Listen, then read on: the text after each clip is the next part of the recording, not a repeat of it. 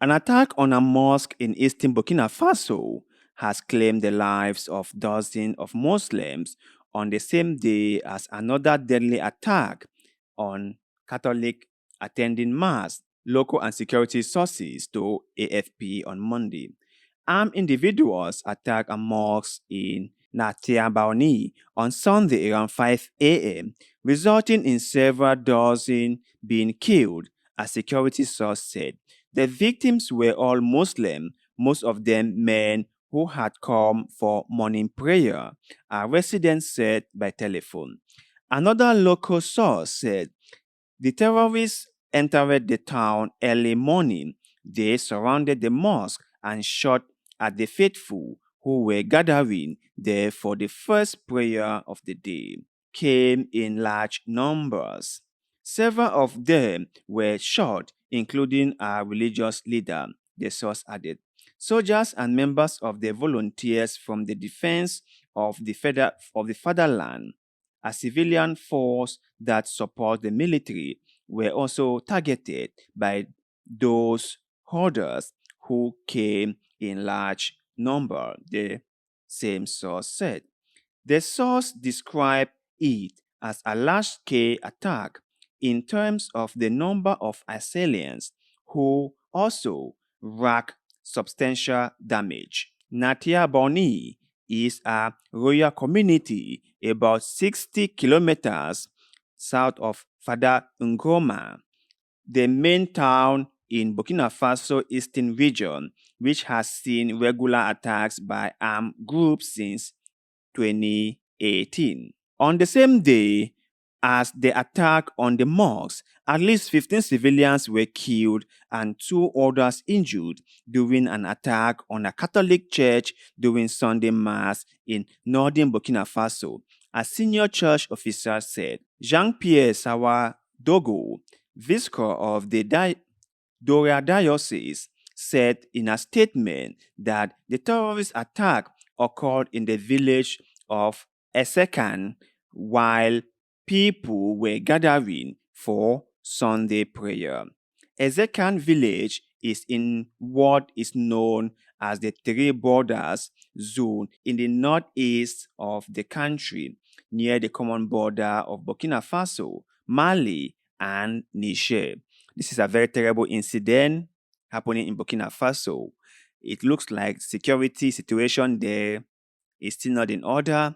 Our thoughts and prayers are with the bereaved families, and we hope that Captain Ebere Traore is gonna really put his feet on the ground and get this whole insecurity issue resolved. Because remember, the only reason why this coup in Burkina Faso has any legitimacy is to bring back security, is to make sure that they can stamp out insecurity in the country. And if they cannot do that, they are going to lose legitimacy.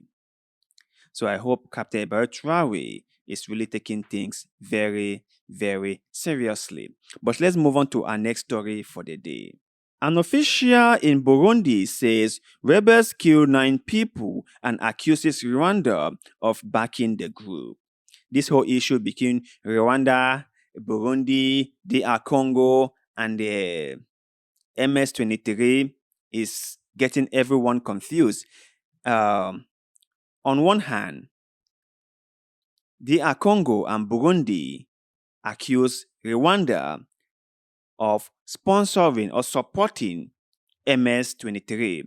And on the other hand, Rwanda has totally and completely denied all these allegations. Well, even if they were supporting the rebels, they would not agree, right? But my whole point is, I believe that Burundi and DR Congo should be working hard or should be looking for a way to resolve their own problems rather than just blaming Paul Kagame and Rwanda. Because if they did a good job in securing their country and their border and doing great things for their people, Rwanda won't have this opportunity to influence those groups that are angry and have decided to break away.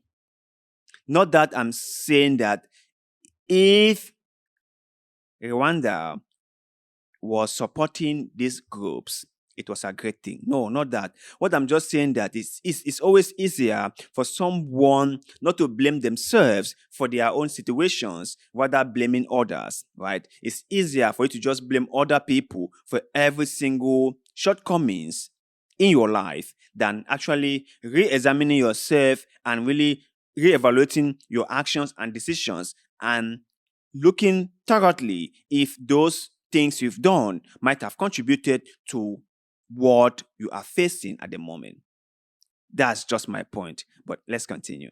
An official in Burundi says 9 people have been killed in an attack by rebels opposed to his government and again accuses neighboring Rwanda of supporting the armed group.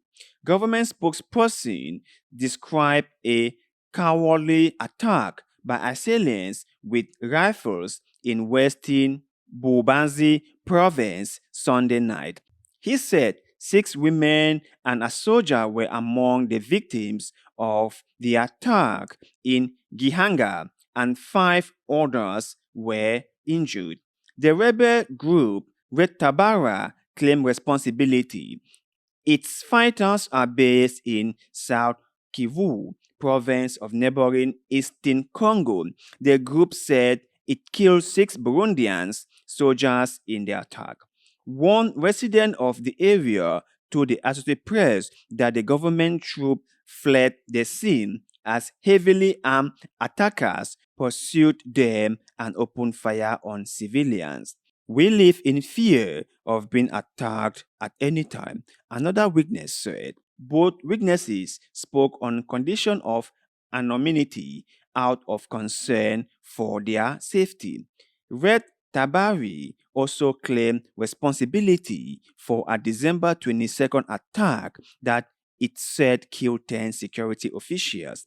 Burundi's government said 20 people were killed, the majority civilian.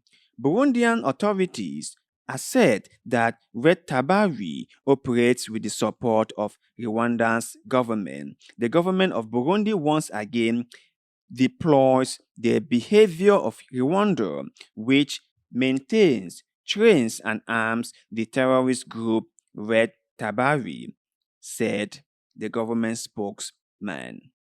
Well, it's easy to blame people for your own shortcomings. Like I have said before, it's quite easy to just push all the blames onto others than really examining yourself. So I hope that Burundi, Rwanda, and the Congo can sit down and dialogue about this and find a lasting solution to this problem. Because if they just keep on pointing fingers at each other, this problem will never be solved. Okay, it will never be solved by then just pointing fingers at each other. This one saying this one saying this one. It will never be solved. They must sit down, they must dialogue, and they must come to a compromise. They must figure out a way to solve this problem.